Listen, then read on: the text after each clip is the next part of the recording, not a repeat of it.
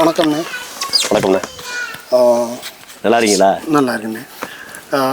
சமீபத்தில் இப்போ அம்பாசமுத்திரத்தில் போட்டிட்டீங்க, அதில் ஒரு கணிசமான வாக்கு வாங்கினீங்க, அதுக்கு முதல் வாழ்த்துக்கள். ஏன்னா தமிழகம் முழுவதும் வந்து நாம் தமிழ் கட்சியோட வாக்கு சதவீதம் 8லேருந்து 4க்கு வந்துச்சு. ஆனால் நீங்கள் ஒரு குறிப்பிட்ட சதவீதம் வாக்கு அதிகமாக வாங்கினீங்க. அது எந்த அளவில் வாங்கினீங்க இந்த பேட்டியிலேருந்து ஆரம்பத்தில் இருந்து நல்ல செய்தியாக சொல்லி ஆரம்பிப்போமா? இதில் என்ன நல்ல செய்தி சொல்லி ஆரம்பிக்கிறக்கு என்ன இருக்குது? அதுவே தமிழ்நாடே ஏதோ நிலைமையில் போயிட்டு இருக்கு, நம்ம நல்ல செய்தி. அதனால் ஒன்று நான் பொதுவாகவே எல்லா காணொலிகளையுமே எல்லாத்துக்குமே நான் நன்றி தெரிவிச்சுக்கிறேன். அது உங்களுடைய உழைப்பு உட்பட.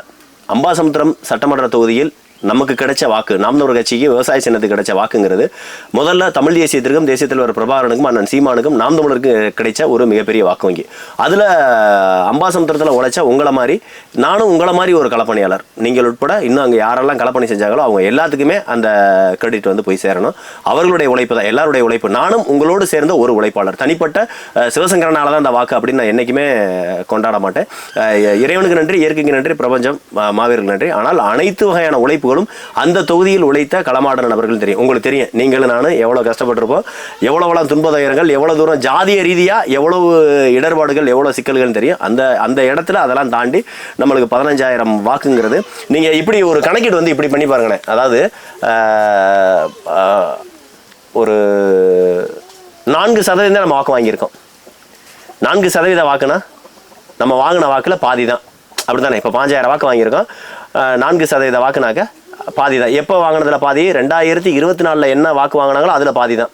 அப்போ 2024 வாக்கு நம்ம 8.2 வாங்கியிருந்தோம்.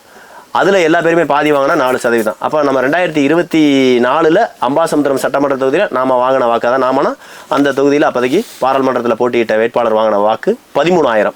13,000 பாதி 6,500. அப்போ 6,500 வாக்குங்கிறத நம்ம வாங்கியிருக்கணும், எல்லா தொகுதியும் மாதிரி வாங்கியிருந்தோம். ஆனால் நம்ம வாங்கினது 14,906 வாக்கு, 15,000 வாக்குன்னு சொல்லலாம். அப்போ 15,000 வாக்குனாக்க ஒரு 6.5 போச்சுனாக்க ஒரு 8,400 வாக்கு நம்ம வந்து 8,406 வாக்கு சரியாக சொல்லணும்னா நம்ம வாங்கியிருக்கோம்னா அந்த 8,406 வாக்குங்கிறது மற்றவர்கள் வாங்கிய வாக்கை விட 4 விழுக்காடு தாண்டி 4 விழுக்காடு வாங்கினது போக 8,006 வாக்கு நம்ம அதிகமாக வாங்கியிருக்கோம். அப்படின்னா என்னன்னா அது அந்த மண்ணில் உழைச்ச அந்த தேர்தல் களப்பணியாளர்களுக்கு மட்டுமே அந்த வெற்றி வந்து உறுதியானதாக நான் வந்து நம்புகிறேன். அதனால் அவங்களுக்கே அந்த வெற்றியை பூராமே சமர்ப்பிக்கிறேன். அவர்களுடைய உழைப்பு, அவர்களுடைய ஒவ்வொரு சொட்டு வேர்வையும். எத்தனை பேர் குழந்தையோட வந்தாங்க, குடும்பத்தோடு வந்தாங்க, இரவு பகலாக வந்தாங்க, உங்களை மாதிரி என்னைட்ட திட்டு வாங்கிட்டு படாத துன்பப்பட்டு தயாரப்பட்டு. அது என்னன்னா அந்த காலகட்டங்களில் நாம் வந்து அப்படியெல்லாம் நம்ம வந்து அந்த கோவதாவங்களையெல்லாம் நான் பேசுகிறது நீங்கள் மறந்து, நீங்கள் பேசுகிற நான் மறந்து, ஓடி உழைச்சு அப்படியெல்லாம் பண்ண கண்டதான அந்த வெற்றி வந்து சாத்தியமாச்சு. இப்போவும் நீங்க பாத்தீங்கன்னா நம்மளுக்கு எந்த திட்டமிடலும் கிடையாது. நீங்க அம்பாசமுத்திரத்துல நாம பார்த்த வேலைகளை யாராவது திட்டமிட்டு நம்ம பரப்பணமான கிடையாது. நீங்களே என்னோட தான் இருப்பீங்க. காலையில எந்திரிப்போம், காலையில எந்திரிச்சோட பிரச்சாரத்துக்கு ஓடிடுவோம். ஆனா மற்றவங்கள மாதிரி மற்ற திமுக, அதிமுக, காங்கிரஸ், அங்கே போட்டிட்ட காங்கிரஸ் எல்லாம் பாத்தீங்கன்னா மாலை நேர பிரச்சாரத்துக்கு மட்டும் தான் வருவாங்க. ஆனா நம்ம அப்படி இல்லை, காலையிலே கிளம்பிடும். காலையிலே கிளம்பி பள்ளிக்கூடம், பால்வாடி, ஒரு இடம் வர்றதில்ல, பேருந்து நிலையத்துல இருந்து அந்த மாதிரி எல்லா இடங்களையும் போனோம். நிறைய பேர் கூட என்கிட்ட சொன்னாங்க, இவர் வந்து விளம்பரத்துக்காக போய் பேருந்துகளில் போய் பேசுறாரு, ரயிலில் போய் பேசுறாரு. உங்களுக்கு தெரியும் அண்ணே, நம்மளுடைய திட்டமிடல் இரவு எந்த நேரத்தில் பிரச்சாரம் முடிச்சுட்டு வருவோம், வந்ததுக்கப்புறம் என்னென்ன வேலைகள் பார்த்துட்டு தூங்குறதுக்கு எவ்வளோ நேரம் ஆகும். நம்ம அதிகபட்சம் ஒரு நாளைக்கு 4 மணி நேரம் தூங்குவோமானே, 4 மணி நேரம் 5 மணி நேரம் அவ்வளோதான் தூங்கியிருப்போம். காலையில் எந்திரிச்ச உடனே அதுக்கு தகுந்த மாதிரி கிளம்பி புறப்பட்டு நம்ம முதல் திட்டமிட்டபடி ஒவ்வொரு ஊராக வந்து ரயில் நிலையங்கள், பேருந்து நிலையங்கள் இதெல்லாம் போகிறது காரணம் அண்ணே எல்லா பேருக்குமே ஒரு வேலை போல இருக்குண்ணே. தேர்தல் வந்துட்டு அரசியல்வாதிகள் வேணா 24/7 24 மணி நேரம் நம்ம வேணா ஓடிக்கிட்டு இருப்பேன். ஆனால் மக்கள் அன்றாட வேலையை பார்த்துக்கிட்டு தானே இருப்பேன். ஒரு கல்லூரி போகிற மாணவன் கல்லூரி போய்கிட்டு இருப்பேன், வேலைக்கு போகிற குடும்ப ஆண்கள், பெண்கள் எல்லா பேரும் அவங்களுடைய இதை பயன்படுத்த போய்கிட்டு இருப்பாங்க, அவங்களுடைய அன்றாட வேலைகளுக்காக ஓடிக்கிட்டு இருப்பாங்க. அப்போ இந்த மாதிரி காலகட்டங்களில் நாம் வந்து அவர்கள்ட்ட போய் இப்போ ஒரு கல்லூரி முன்னாடி போய் நின்று நான் போய் காலங்காத்தால துண்டறிக்கை கொடுத்துருந்தா யாராவது துண்டறிக்கை வாங்கி பார்ப்பானா? நான் போய் மைக்கை பிடிச்சி கத்திட்டு நான் யார், நாம் தமிழர் கட்சினா என்ன, தமிழ் தேசியம் என்ன, நான் சீமானுடைய கொள்கை என்ன, தேசியத்தில் பிரபாகரோட கொள்கை இதெல்லாம் சொன்னால் பார்ப்பானா? பார்க்க மாட்டேன். அப்போ என்னங்கண்ணே, அவன் வந்து காலையில் வேக வேகமாக அவனுடைய வேலைகளை பார்த்துட்டு தான் ஓடுவான். நம்மளுடைய பிரச்சாரங்களுக்கு கவனம் செலுத்த மாட்டான். ஆனால் நம்மளுக்கு வந்து வாக்களிக்கக்கூடிய நபர்கள் யார்? படித்தவர்கள், இளைஞர்கள், படித்தவர்கள், வேலைக்கு போகிறவங்க, இன்னும் சொல்லணும் குடும்ப பாரத்தை சுமக்கக்கூடியவர்கள். யாரெல்லாம் வந்து குடும்ப பாரத்தை சுமக்கிறாங்களோ அவங்க பூரா கண்டிப்பாக நாம் தமிழர் கட்சி தான் வாக்களிச்சாங்க. இன்னைக்கு அண்ணன் விஜய்க்கு வந்து எல்லாரும் வாக்களிச்சிருக்காங்க. அண்ணன் விஜய் வெற்றி பெற்றிருக்காரு. மனமார்ந்த வாழ்த்துக்கள் அண்ணன் விஜய்க்கும், அண்ணன் விஜயினுடைய அமைச்சரவைக்கும், அவங்களுடைய சகாக்களுக்கும், தமிழ்நாடு சட்டசபையில் இருக்கக்கூடிய ஒவ்வொரு வெற்றி பெற்ற 234 சட்டமன்ற உறுப்பினர்களுக்கும் மனமார்ந்த நன்றிகள். அதில் நிறைய பேர் இன்னைக்கு உறுப்பினர்களா இல்லை, அதை அடுத்து பேசுவோம். இருக்கும். ஆனால் நான் சொல்ல வர்றது அண்ணே, குடும்ப பாரத்தை சுமக்கக்கூடிய நபர்கள், இப்போ ஒருத்தவங்களுக்கு ஒரு 3 பொம்பளை பிள்ளை இருக்கும், கணவர் சரியில்லாமல் இருப்பாங்க. ஒருத்தவங்களுக்கு 2 பொம்பளை பிள்ளை இருக்கும், கணவர் சரியில்லாமல் இருப்பாங்க. ஒரு சிலருக்கு ஒரு 2 குழந்தைங்க இருக்கும், கணவர் சரியில்லாமல் குடியாரா இருப்பாரு, வேலைக்கு போகாதவராக இருப்பார், அல்லது இறந்திருப்பாரு. அப்போ அந்த குடும்ப பாரத்தை சுமக்கக்கூடிய பெண்கள் யாரையாவது நீங்கள் போய் கேட்டு பாருங்கண்ணே, யாருமே அண்ணன் விஜய்க்கு ஓட்டு போட்டுக்க மாட்டாங்க, நாம் தமிழர் கட்சி தான் ஓட்டு போடுவாங்க. இதை அண்ணன் விஜய் குறை சொல்லலை. நான் சொல்ல வர்றது ரசிகர் மனப்பான்மையில் ஒரு மாற்றன்ற பேரில் ரசிகர்களாக அண்ணன் விஜய்க்கு இன்ஸ்டாகிராமில் இருக்கக்கூடிய நபர்களாக பார்த்து அந்த வாக்கு செலுத்தினாங்க. இன்ஸ்டாகிராமில் இருந்தாலும் கூட இன்ஸ்டாகிராமை பற்றியோ அல்லது ஒட்டுமொத்த சோசியல் மீடியா பற்றியோ தெரிஞ்ச நபர்கள், படித்த நபர்கள், குடும்ப பாரத்தை யாரெல்லாம், எந்த ஆண்மகன் குடும்ப பாரத்தை சுமக்கிறானோ, எந்த பெண்மணி குடும்ப பாரத்தை சுமக்கிறாங்களோ, எந்த இளைஞன் வேலையில்லா திண்டாட்டத்தால் கஷ்டப்படுறானோ, எந்த இளைஞன் கஷ்டப்பட்டு தன்னுடைய சம்பாத்தியத்தில் தானே கல்லூரிகளில் படிக்கிறானோ, பள்ளிகளில் படிக்கிறானோ, அவர்கள் எல்லா பேரும் தேர்ந்தெடுத்த ஒரு சின்னம் விவசாய சின்னம். அண்ணன் சீமான், தமிழ் தேசியம், தேசிய தலைவர் பிரபாகரன், இதில் எந்த வகையான மாற்று கருத்து இல்லைன்னு இதை கண்கூட நம்ம பார்த்துருக்கோம்னே. அதை தாண்டி இன்றைக்கி அப்பா காசில் சாப்பிட்டுட்டு வீட்டில் தூங்கி எழுந்திருப்பாங்க, அம்மாவோட உழைப்பில் சாப்பிட்டுட்டு படிச்சுட்டு வேலைக்கு போகாமல் அல்லது படிச்சுக்கிட்டு இருக்கையில் ஊர் சுற்றிக்கிட்டு, இப்படி யாரெல்லாம் சந்தோஷமாக மகிழ்ச்சியாக உழைப்புனா என்ன, கஷ்டம்னா என்ன, பணத்தினுடைய அருமைனா என்னன்னு தெரியாமல் வாழ்ந்துக்கிட்டு இருந்தாங்களோ அவர்கள் தேர்ந்தெடுத்த ஒரு இதாகத்தான் நான் அண்ணன் விஜய் பார்க்குறேன். நான் அவங்கள குறை சொல்லலை, அவர்களுக்கு அது ஒரு மாற்றமாக தெரிஞ்சிருக்கு. நம்மளுக்கு வாக்கு செலுத்தின 20 லட்சம் பேருக்கு நாம மாற்றாக தெரிஞ்சிருக்கு. ஆனால் உண்மையிலே மாற்றத்துக்கான விதை விதைத்தவர்கள் நாம, அதற்கான அறுவடை அண்ணன் விஜய் அவர்கள் அறுவடை செஞ்சிருக்காங்க. பரவாயில்ல, வாழ்த்துக்கள், நல்லபடியாக செய்யுங்க. நான் இப்போ சொல்லியிருக்கேன், ஒரு 6 மாதத்திற்கு நாம் தமிழர் கட்சி, நான் என்னுடைய மனசுக்குள்ள நான் நினச்சிக்கிட்டது, ஒரு 6 மாதத்திற்கு நாம் தமிழர் கட்சி எந்த வகையிலும் அண்ணன் விஜயவோ தமிழக வெற்றி கழகத்தையோ அல்லது தமிழ்நாடு அரசையோ விமர்சிக்காம ஒரு 6 மாசம் நம்ம கொஞ்சம் அவங்கள ஆட்சி செய்ய விடுவோம். ஏன்னா 60 ஆண்டு காலம் இந்த திராவிட கட்சி இந்த நாடை நாசப்படுத்தி வச்சிருக்கு, இந்த நாடை உருப்பட விடாம பண்ணி வச்சிருக்கு, இந்த நாட்டில் இருக்கக்கூடிய கனிம வளங்களை அப்புறம் திருடி வச்சிருக்கு. அப்ப இந்த மாதிரியான காலகட்டங்களில் 60 ஆண்டுகள் இங்க நடந்த பிரச்சனைகள், கொலைகள், கொள்ளைகள், கஞ்சா வியாபாரம், போதை வியாபாரம், சாராயம், இது எல்லாத்தையும் என்ன சொல்ற, குறைஞ்சபட்சம் ஒரு 6 மாசம் ஆச்சு அவங்களுக்கு வேணும்னு நான் சொல்லணும். எல்லா பேரும் நினைக்கிறாங்க சிவசங்கரன் 6 மாசம் சொல்லி தமிழக வெற்றி கழகத்துக்கு ஆதரவா பேசுறாரு. அதுவல்ல, நான் திரும்ப சொல்றேன், 60 ஆண்டு காலம். போன வருஷம் 5 ஆண்டுகளில் திமுக செய்த சாதனை என்ன, திமுக செய்த கொடுமைகள் என்ன, திமுக செய்த மக்கள் விரோத செயல்கள் என்ன. அப்போ இதெல்லாம் சரி செய்யணும். 5 ஆண்டுகளில் நடந்த பிரச்சனையை சரி செய்யறதுக்கே மூச்சு முட்டும். அப்போ 60 ஆண்டு காலமாக திமுக, அதிமுக, காங்கிரஸ், பிஜேபி இவ எல்லாரும் சேர்ந்து தான் பண்ணோம். இன்னைக்கு இவர் அண்ணன் விஜய் செஞ்சிருக்க தப்பு காங்கிரஸோட போய் சேர்ந்திருக்க கூடாது, இவங்களோட போய் கம்யூனிஸ்டோட சேர்ந்திருக்க கூடாது, குறிப்பாக விடுதலை சிறுத்தைகளோட சேர்ந்திருக்க கூடாது. அப்போ இனத்தை அழித்த, இந்த இனத்தை அழித்து கொன்று குவித்த என் தொப்புள் கொடி உறவுகளான ஈழத்தமிழர்களை கொண்டு குவித்த இனப்படுகொலை செய்த காங்கிரஸோட கூட்டணி செய்றீங்க. அப்போ இந்த 40 லட்சம் பேர் நாம் தமிழர் கட்சிக்கு 2024 ஓட்டு போட்டிருந்தேன்னா அந்த 40 லட்சம் பேர்ல 20 லட்சம் பேர் இன்னைக்கு உங்களுக்கு ஓட்டு போட்டிருக்கேன். நான் ஒரு குத்துமதிப்பா சொல்றேன், எக்ஸாக்டா சொல்லாம. அப்ப அந்த 20 லட்சம் பேரும் காங்கிரஸை விரும்ப மாட்டான், அவன் தமிழ் தேசியத்தை நேசித்தவன், உங்களை தூய சக்தியை நம்புனேன்.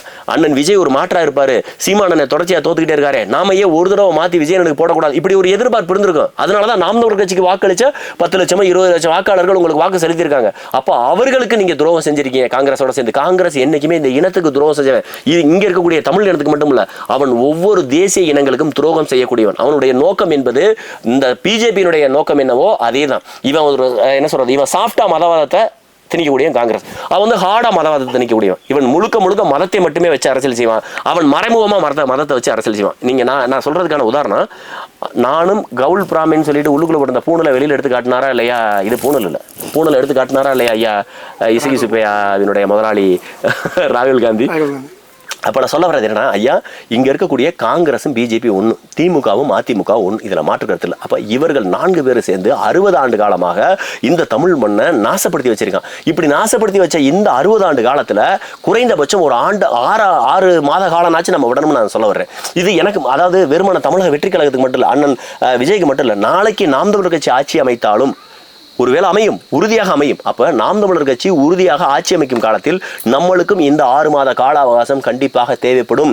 அன்னைக்கும் இதே மாதிரி நம்ம ஆட்சி அமைக்கையில நாம இந்த மாதிரியான வேலையில பார்த்துக்கிட்டு இருக்கல, யாராவது ஒருத்தர், அது தமிழக வெற்றி கழகமோ அல்லது திமுக அதிமுக, கண்டிப்பாக என்னுடைய கணிப்பு சரியா இருந்தா எதிர்காலம் நாம் தமிழரா தமிழக வெற்றி கழகமான இந்த 2 கட்சிகள் மட்டும்தான் நிற்கும். திராவிட கட்சிகளோ அல்லது தேசிய கட்சிகளோ இல்லாமல் போயிடும். இல்லாமல் போனது எனக்கு ஆசை. நானும் எங்கள் அண்ணனுமே மோதிக்கிறோம். விஜயனும் சீமானனுமே எதிர் துருவமாக, ஆளுங்கட்சி சீமானனா எதிர்கட்சி விஜயனை, விஜய் என்ன ஆளுங்கட்சினா சீமான எதிர்கட்சி, இப்படி ஒரு காலகட்டம் வரும். அந்த மாதிரி காலகட்டத்தில் நம்ம ஆளுங்கட்சியாக இருக்கும்போது கண்டிப்பாக எங்கோ ஒரு மூலையில் யாரோ ஒரு சிவசங்கரன் இன்னைக்கு பேசுகிற மாதிரி சொல்லுவான், 6 மாதம் நாம் தமிழர் கட்சிக்கு ஒரு காலவாசம் கொடுக்கப்போ அவங்க இப்போ தான் ஆட்சி அமைச்சிருக்கான்னு சொல்லுவாங்க. அதே தான் நம்ம சொல்கிறோம். 60 ஆண்டு காலம் இந்த திராவிட கட்சியிலும் தேசிய கட்சியிலும் இந்த மண்ணை பால்படுத்தி விட்டார்கள். இதை புறமே சரி செய்ய வேண்டிய கடமை நம்மளுக்கு இருக்குது. ஆகவே ஒரு 6 மாத காலம் விடுவோம். நான் சொல்ல வர்றது 6 மாதம் விடுவோம். நம்மளுக்கு குறை சொல்லுங்க, தமிழக வெற்றி கழகத்தை குறை சொல்லவோ, தமிழக வெற்றி கழகத்தை கிரிட்டிசைஸ் பண்ணவோ கூடவே ஆளை வச்சிருக்காங்க. விடுதலை சிறுத்தைகளை விட ஒரு இனத்துரோகியை வேணுமா?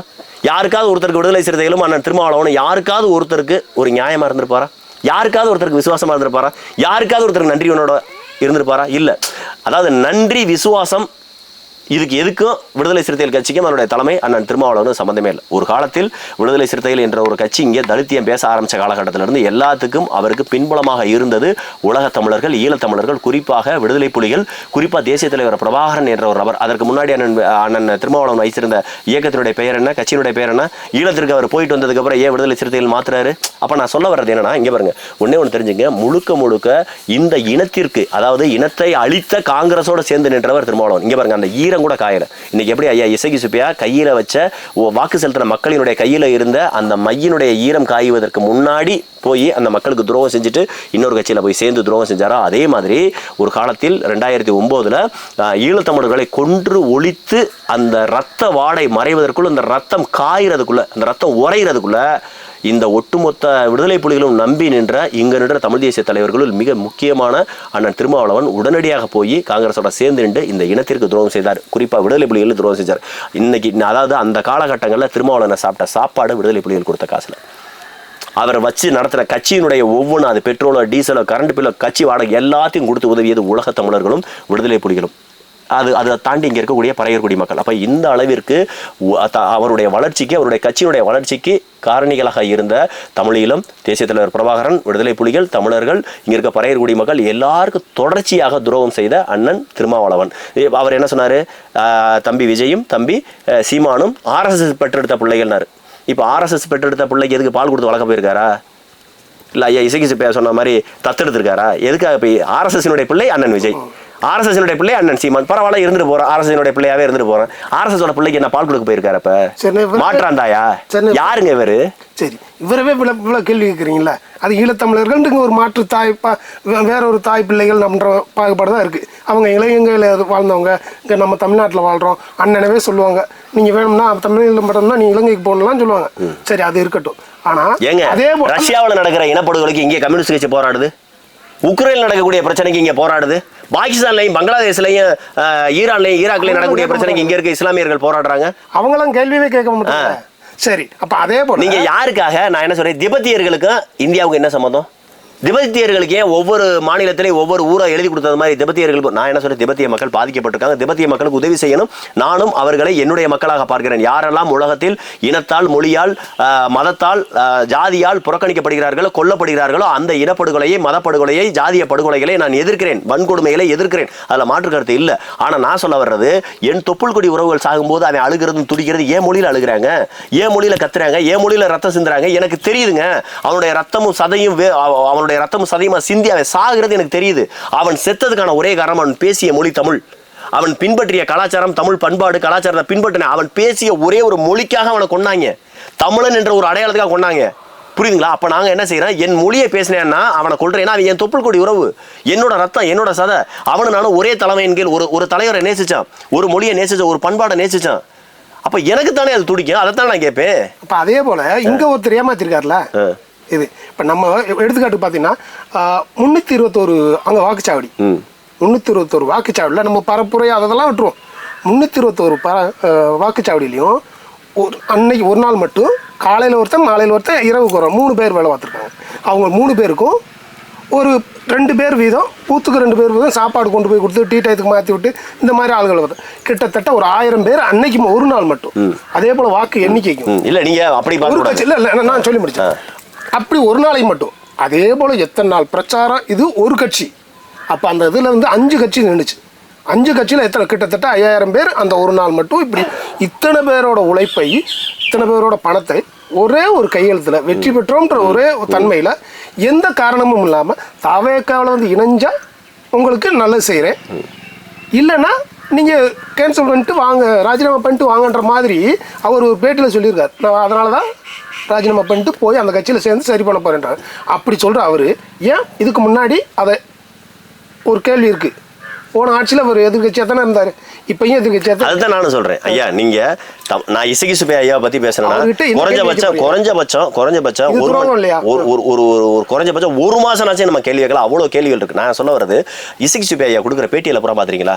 உண்மையிலே எனக்கு இருக்க கோவம் என்னன்னா, நீ களவாணித்தனம் பண்றா, அயோக்கியத்தனம் பண்றா, மொள்ள மாதிரித்தனம் பண்றா, முடிச்சவித்தனம் பண்றா, எல்லாமே தெரியுது மக்களுக்கு பச்சையா தெரியுது. நீ ஒரு பச்சோந்தி, நீ எந்த நேரத்தில் எப்படி நிறமாறுவ என்று நல்லாவே தெரியுது. நான் என்ன கேட்குறேன், தமிழக வெற்றி கழகத்திற்கு தான் போனதற்கான காரணம் அவர் சொல்றது பாருங்க. நம்ம அவர் பிரச்சாரத்தை நேரடியாக பார்த்துருக்கோம். இன்னும் சொல்லணும்னாக்க, அவர் எந்தெந்த ஊர்களுக்கு பிரச்சாரம் வர்றாரோ அதுக்கு முன்னாடி நம்ம பல ஊர்களை அவரை கடந்து போயிருக்கோம். நம்மளை தாண்டி அவர் போயிருக்காரு. எதிர் துருவங்களாக நின்று நம்ம பிரச்சாரம் பண்ணியிருக்கோம். நம்மளுக்கு நல்லா தெரியும்.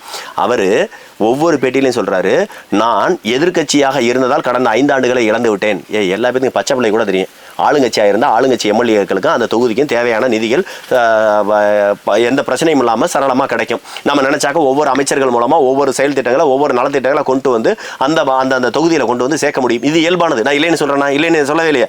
எந்த கட்சி ஆளுங்கட்சியினுடைய எம்எல்ஏவாக இருந்தால் அமைச்சர் பதவி கிடைக்கும். நீங்கள் அமைச்சராக இருந்தீங்கன்னா சக அமைச்சர்கள்ட்ட சொல்லி, என் ஊரில் ஒரு 10 நெல் கூடன்னு காட்டுங்கன்னு சொல்லி ஒரு விவசாயத்துறை அமைச்சர் சொல்லலாம். ஒரு கல்வித்துறை அமைச்சர், எனக்கு ஒரு கல்லூரி வேணும், அரசு கல்லூரி வேணும். அங்கே அரசு கல்லூரி இல்லை, அரசு உதவி பெறும் கல்லூரி இருக்கு. அப்போ அரசு கலையறிவு கல்லூரி கொண்டு வாங்க, ஒரு சட்டக்கல்லூரி கொண்டு வாங்க, அல்லது ஒரு பொறியியல் கல்லூரி கொண்டு வாங்க. இதெல்லாம் செய்ய முடியும். நானும் அதை ஏற்றுக்கிறேன். அதே மாதிரி தான் உங்களுக்கு தேவையான நிதியை கொண்டு வர முடியும், கால்வாயில தூர் வர முடியும், அணைக்கட்டை தூர் வர முடியும், அங்கே இருக்கக்கூடிய கோயில்களுக்கு அறநிலைத்துறை மூலமாக கோயில்களை புறநமைக்க முடியும், குடமுழுக்கு நடத்த முடியும், அங்கே இருக்கக்கூடிய மற்ற வழிபாடு தலங்களை பூரா சீர்திருத்தம் செய்ய முடியும்.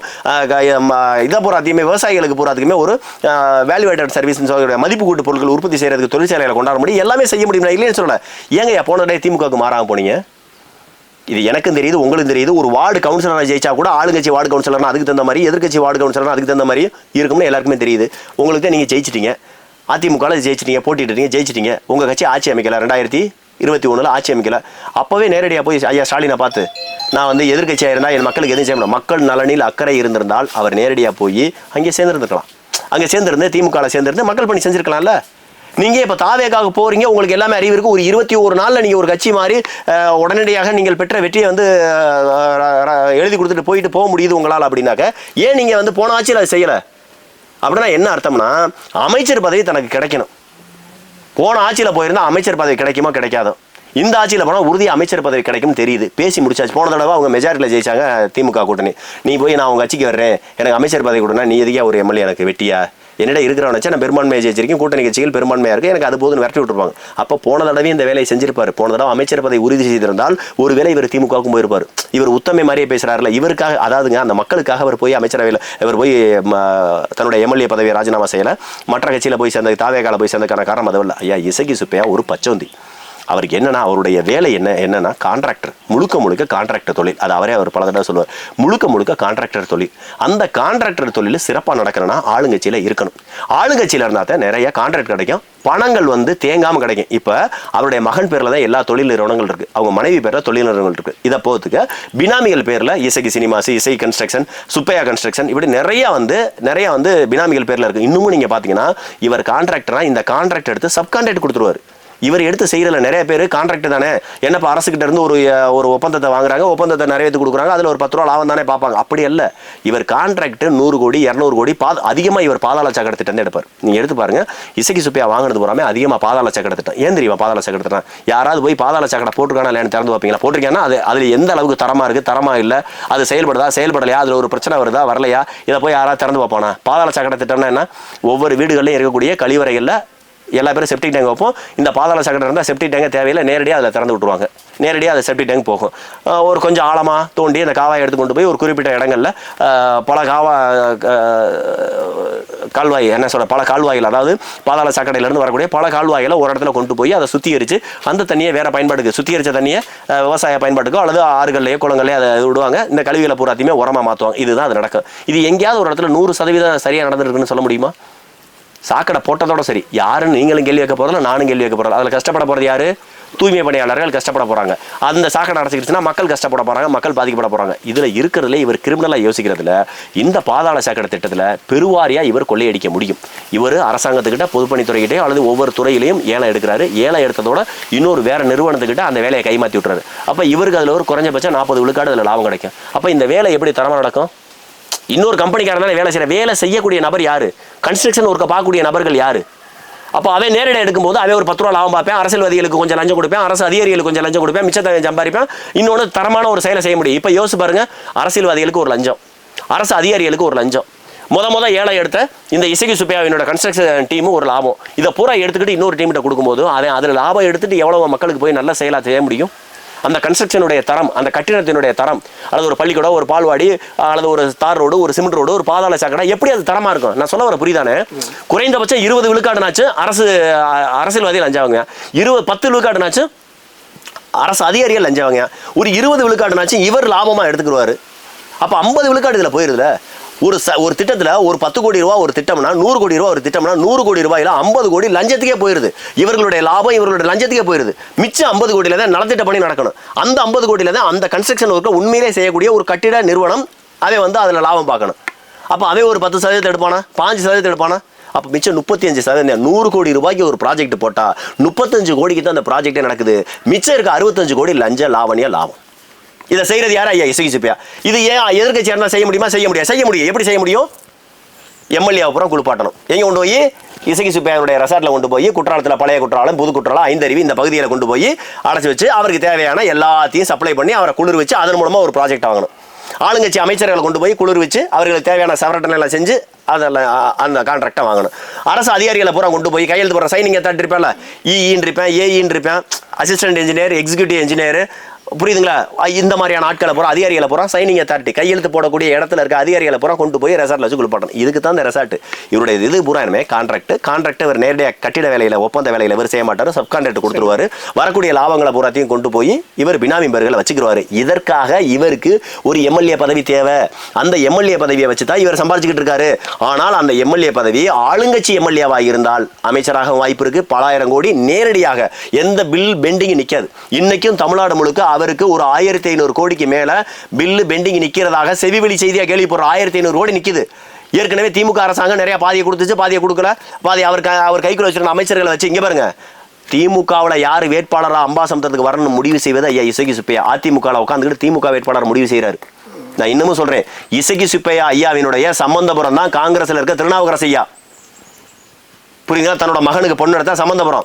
புரியுங்களா? அவர் முடிவு செய்யறாரு. காங்கிரசின் மூலமாக அவர் முடிவு செய்து அந்த தொகுதியை காங்கிரஸுக்கு வாங்கி விபி துரை மாதிரி ஒரு டம்மி வேட்பாளரை போட்டு பிரச்சாரமே செய்ய விடாம அவரையும் கைக்குள்ள வச்சுக்கிட்டு அவருக்கும் பணங்களை கொடுத்து அவரையும் ஏமாத்தி இந்த தொகுதி மக்களை ஏமாத்தி, நாடார்குல மக்களை ஏமாத்தி, மறவர் சாதியை ஏமாத்தி, அங்கே இருக்கக்கூடிய இன்னும் பட்டியல் சமுதாயங்களை அப்புறம் ஜாதி வெறிக்கு உள்ளாக்கி தனக்கு பக்கத்தில் ஒரு ஜாதிய குழுக்களை வச்சுக்கிட்டு எல்லா வகையான தவறையும் செய்வது ஐயா இசக்கி சுப்பையா. அவருடைய கன்ஸ்ட்ரக்ஷன் ஒர்க்குக்கு, அவருடைய லாபத்திற்காக.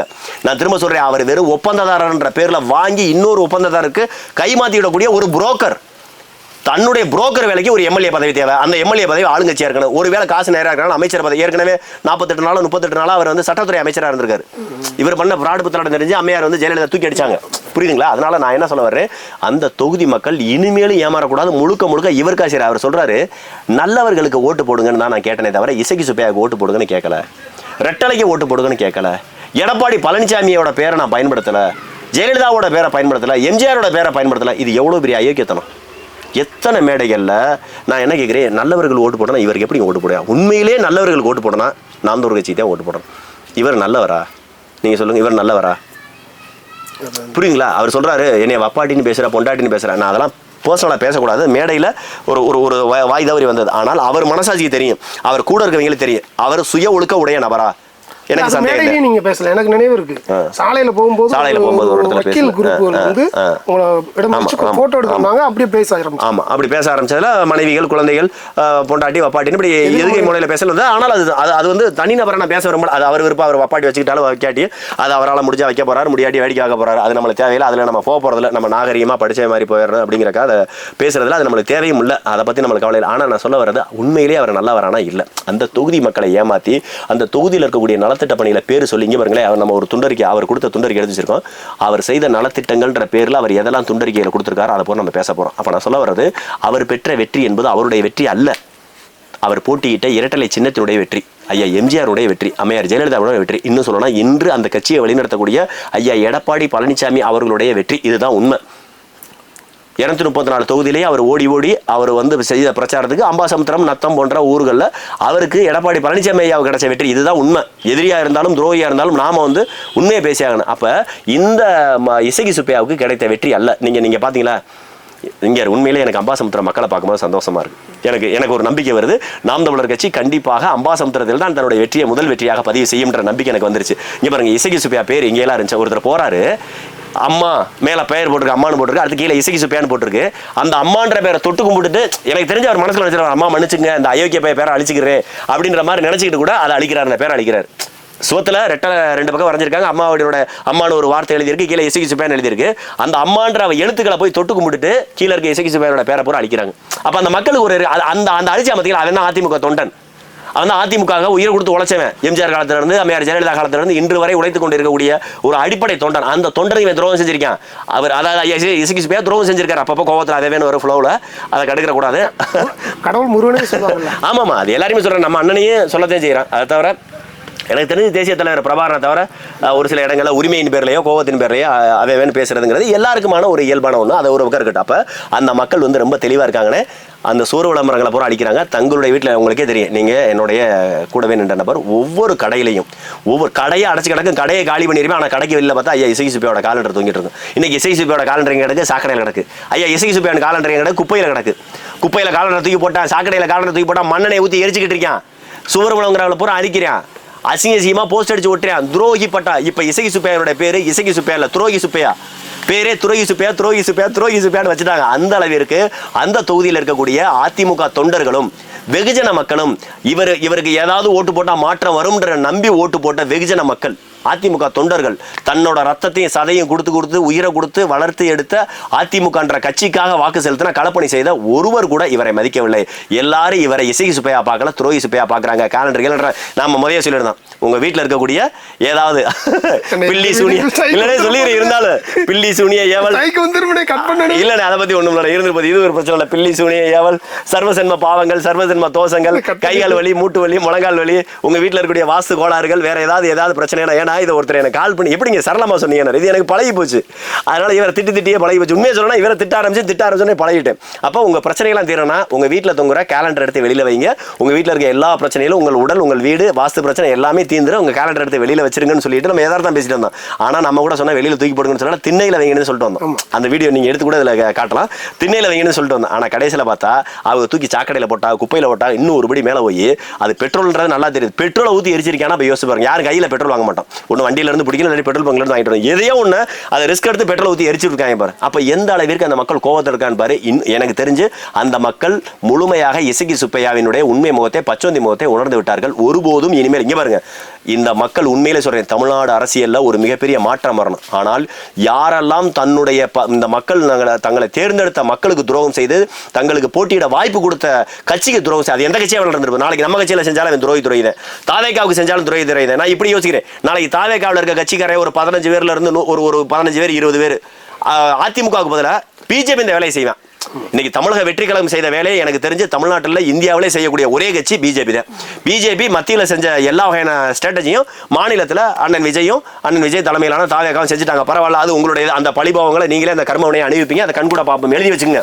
இன்னைக்கு எப்படி அதிமுக உடைத்து இந்த கட்சி அதிமுகன்ற ஒரு கட்சியை அழிக்கணும்னு நினைச்சா அண்ணன் விஜயோ தமிழக வெற்றி கழகமோ செய்தார்களோ, இதே நிலைமை இன்னும் 10 வருஷத்துல தமிழக வெற்றி கழகத்துக்கு வரும். இன்னைக்கு எப்படி ஐயா எடப்பாடி பழனிசாமியை நீங்க துன்புறுத்தி அவரை கஷ்டப்படுத்தி அவரை எந்த அளவிற்கு வேதனைக்கு உள்ளாக்குனீங்களா? நான் திரும்ப சொல்றேன், நான் அதிமுக காரன் இல்ல. எடப்பாடி பழனிசாமி எனக்கு எந்த சம்பந்தமும் இல்லை. ஆனால் நான் சொல்ல வர்றது, இது தர்மம் அல்ல. இந்த கர்மவினை உங்களை சூழும். அடுத்த 10 ஆண்டுகளுக்குள்ள தமிழக வெற்றி கழகத்தினுடைய கட்சியை உடைச்சு அதே மாதிரி 25 எம்எல்ஏவை இன்னொரு கட்சி, எனக்கு தெரிஞ்ச என்னுடைய கணிப்பு சரியா இருந்தா பிஜேபி அந்த வேலை செய்யும். ஒருவேளை எடப்பாடி பழனிசாமியை ஐயா திரும்ப கூட இந்த உங்களை பழி வாங்குவார். ஆனால் அது நடக்கும். இதுதான். அப்ப நான் என்ன சொல்ல வரேன், இந்த மக்கள் இந்த துரோகத்தை எடப்பாடி பழனிசாமி ஐயா இசகி சுப்பையா மாதிரியான ஆட்கள் செய்த துரோகத்தை மக்கள் உணர்ந்து ஒருபோதும் மீண்டும் யாரெல்லாம் எம்எல்ஏ பதவியை ராஜினாமா பண்ணிட்டு வேற கட்சியில போய் தமிழக வெற்றி கழகத்தில் சேர்ந்து ஒருவேளை அவங்க விசில் சின்னத்தில் போட்டியிட்டாலும் கூட அவர்கள் வெற்றி பெறக்கூடாது என்பது என்னுடைய தாழ்மையான வேண்டுகோள். ஒவ்வொரு தமிழ்நாடு முழுக்க இருக்கக்கூடிய ஒவ்வொரு தொகுதியில இவங்க இன்னைக்கு யாரெல்லாம் ரிசைன் பண்ணிருக்காங்க அந்த மக்கள் பூரா சிந்திச்சு கண்டிப்பாக அவர்கள் எந்த கட்சியில மீண்டும் அவங்க ரெட்டலையில போட்டியிட்டாலும் அவர்கள் ஜெயிக்கக்கூடாது. மீண்டும் அவர்கள் விசில் சின்னத்தில் போட்டியிட்டாலும் அவர்கள் ஜெயிக்கக்கூடாது. அப்படிங்கிறது தாழ்மையான வேண்டுகோளா வச்சுக்கிறேன். இன்னைக்கு இசைக்கு சுப்பையா ஐயா பத்தி நிறைய பேச வேண்டியது இருக்கு. ஒன்று மட்டும் நம்ம ஏற்கனவே பேசினது அந்த தலைப்புல இருந்து அப்படியே மாறி வந்துட்டோம். அந்த அதாவது நம்ம பேருந்துலையும் ரயிலையும் போய் பிரச்சாரம் பண்ணதுக்கான காரணம் ஒவ்வொரு மக்களுக்கும் ஒவ்வொரு ஒரு வேலைக்கு போற மக்களோ அல்லது ஒரு பள்ளிக்கூடத்துக்கு கல்லூரிகளுக்கு போற மக்களுக்கோ ஒரு ஓய்வு நேரம் அப்படிங்கிறது என்னன்னா அந்த பொது போக்குவரத்துல இருக்கக்கூடிய ஓய்வு நேரம் தான். இப்போ கார்ல போறவங்கள்ட்ட போய் நம்ம பிரச்சாரம் பண்ண முடியாது. டூ வீலர்ல போறவங்க இருசக்கர வாகனத்துல 4 சக்கர வாகனத்துல போறவங்கள்ட்ட போய் நம்ம பிரச்சாரம் பண்ண முடியாது. ஆனா அதே நேரத்தில் ரயில்லையும் பேருந்துலையும் போகக்கூடிய மக்கள் அவங்களுக்கு ஒரு இளைப்பாறுவதற்கான ஒரு நேரம். இந்த பயண நேரத்தில் கொஞ்சம் நேரம் மொபைல் பார்ப்பாங்க, கொஞ்சம் நேரம் பாட்டு கேட்பாங்க, கொஞ்ச நேரம் தூங்குவாங்க, இப்படிலாம் இருக்கும். அந்த நேரத்தை தான் நம்ம பயன்படுத்தி அந்த மக்கள்கிட்ட போய் நாம் தமிழர் கட்சினா என்ன, அதனோட கொள்கைனா என்ன, நான் வேட்பாளர்னா யாரு, எங்களுக்கும் மற்ற வேட்பாளர்களுக்கும் நாம் தமிழர் கட்சி வேட்பாளர்களுக்கும் மற்ற வேட்பாளர்களுக்கும் என்னென்ன வகையான வேறுபாடுகள் இதெல்லாம் சொல்லி நம்ம வாக்கு சேகரிச்சோம். இன்னும் சொல்லணும்னா குறிப்பாக பள்ளி கல்லூரி மாணவர்கிட்ட நம்ம போனதுக்கான காரணம் அடுத்து அவர்கள் தான் இந்த நாட்டை கட்டமைக்கக்கூடிய ஒரு மிகப்பெரிய ஒரு இளைஞர் கூட்டம், அந்த மாணவர் கூட்டம். அவங்கள்ட்ட போய் கட்சியை சேர்க்கணுங்கிறக்காக அந்த அளவுக்கு கஷ்டப்பட்டோம், அந்த அளவுக்கு கொண்டு சேர்த்தமே தவிர சுய விளம்பரத்துக்காக பேருந்துலேயே ரயில்களே போய் பேசலாம். இன்னமும் நம்ம சொல்றோம், நாம பேசின வீடியோக்கள் மிஞ்சி போனாக்க ஒரு 4 பேருந்து 3 பேருந்துல பேசினா தான் வந்திருக்கும். ஆனா நம்ம குறைந்தபட்சம் அங்க 100கணக்கான பேருந்துகளில் போய் பேசியிருப்போம்.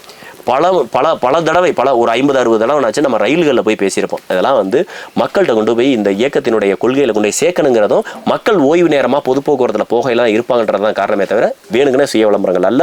தொடர்ச்சியாக மக்கள் நாம் தமிழர் கட்சிக்கு விவசாய சின்னத்துக்கும் வாக்களித்ததற்கும் தமிழ்நாடு முழுக்க இருந்த வாக்களித்ததற்கு நன்றி. இந்த இடைத்தேர்தல் வருது. இந்த இடைத்தேர்தல் மூலமாக நாச்சும் அம்பாசமுத்திரம் சட்டமன்ற தொகுதி முதல் வெற்றியை நாம் தமிழர் கட்சிக்கு விவசாய சின்னத்துக்கு கொடுக்கணும்னு தாழ்மையை கேட்டுக்கிட்டு அண்ணன் சீமான் பல துன்ப துயரங்களை அனுபவிச்சு ரத்தமும் சதையுமா உழைச்சி முடிச்சு ரத்த கண்ணீரோட நிற்கிறார். அந்த அண்ணனை கைவிட்டுறாதீங்க. நாம் தமிழர் கட்சி முழுமையாக இளைஞர்களை மாணவர்கள் நம்பி நிற்குது. அண்ணன் சீமான் இந்த தமிழ் மக்களுக்காக எவ்வளவோ இழந்திருக்காரு. குறைந்தபட்சம் இந்த இடைத்தேர்தலையாச்சும் அண்ணன் சீமானுக்கு ஒரு மிகப்பெரிய வெற்றியை நாம் தமிழர் கட்சியை வெற்றியை கொடுக்கணும். இடைத்தேர்தல் சொல்லிவிட்டதுனால டைம் காரணமாக இருந்தாலும் திருப்பி அந்த கேள்வி வச்சிடறேன். இந்த இடைத்தேர்தலில் மீண்டும் உங்களுக்கு வாய்ப்பு கிடைக்குமா? கிடைச்சா போட்டிடுவீங்களா? இல்லை, அது எதுவுமே அண்ணன் தான் முடிவு செய்யறது. சீமான அண்ணன் தான் நான் அம்பாசமுத்திரம் தேர்தலில் மீண்டும் இந்த இடைத்தேர்தலில் ஏன்னா 1 மாதம் தான் ஆகுது. நம்ம ஏற்கனவே கலப்பணி செஞ்சது துண்டறிக்கை வரை நம்மள்ட்ட இன்னும் மிச்சம் கூட கொஞ்சம் துண்டறிக்கைகள் இருக்குது. நிறைய சூர விளம்பரம் செஞ்சதும் அப்படியே நம்ம சூர விளம்பரத்தை அப்படியே பயன்படுத்த முடியும், துண்டறிக்கைகள் அப்படியே பயன்படுத்த முடியும். இன்னும் நம்ம ஏற்கனவே கலப்பணி செஞ்சதுனால எந்தெந்த ஊரில் வாக்கு அதிகமாக வாங்கியிருக்கோம், எந்தெந்த ஊருக்கு முக்கியத்துவம் கொடுக்கணும், இதுக்கு முன்னாடி எந்தெந்த ஊர் போகாமல் தவிர்த்தோம். கடைசி காலகட்டத்தில் பரவாயில்ல ஓடிட்டே இருப்போம். போக முடியாம தவிர்த்தோம்ன்றத விட முடியாம போச்சு. நம்ம தவிர்த்தோம்ன்றது வேணுக்குமே இல்லை. அந்த கிராமங்களை பூரா போய் சென்றடைய முடியல. ஏன்னா 410 கிராமம் பூராத்தையும் போய் சென்றடைய முடியல. அப்போ நம்ம எதெல்லாம் விட்டோமோ அந்த இடத்துல திரும்ப ஆரம்பிக்கலாம். எங்கெல்லாம் வாக்கு அதிகமாகணும் அவங்களுக்கு நன்றி செலுத்துற, அதாவது 2 வகையா இருக்கும். ஒரு பக்கம் ஏற்கனவே வாக்கு செலுத்துங்க நன்றியும் செலுத்திடுவோம், நன்றியும் தெரிவிச்சிருவோம். அதோட அடுத்த தேர்தலுக்கு எனக்கு வாக்களிங்க, இடைத்தேர்தலுக்கு வாக்களிங்கன்னு சொல்லிட்டு ஒரு பிரச்சாரங்கள் செய்யறதுக்கு ஒரு பெரிய ஒரு உதவியா இருக்கும். நாம உழைச்ச உழைப்பு எனக்கு தெரிஞ்ச இந்த காணொலி வாயிலா பல்வேறு வகையான தரப்பு மக்களும் பார்த்துருப்பாங்க. அந்த உழைப்புகளுக்கெல்லாம் இன்னொரு வாய்ப்பு கிடைச்சா நல்லா இருக்கும் அதுல அப்படிங்கிற மாற்றுக்கருத்துல. ஆனால் எல்லாமே அண்ணன் பார்த்து முடிவு செய்யறது. சீமானண்ணன் கண்டிப்பாக என்ன வேலையை எனக்கு கொடுக்குறாரோ அந்த வேலையை நான் செய்வேன். தேர்தலில் போட்டியிட சொன்னாலும் போட்டியிடுவேன், பிரச்சாரம் பண்ண சொன்னாலும் பிரச்சாரம் பண்ணுவேன். எதுவாக இருந்தாலும் அண்ணன் எடுக்கிற முடிவுக்கு முழுமையாக கட்சி கட்டுப்பட்டு நான் களப்பணி செய்வேன். நன்றி.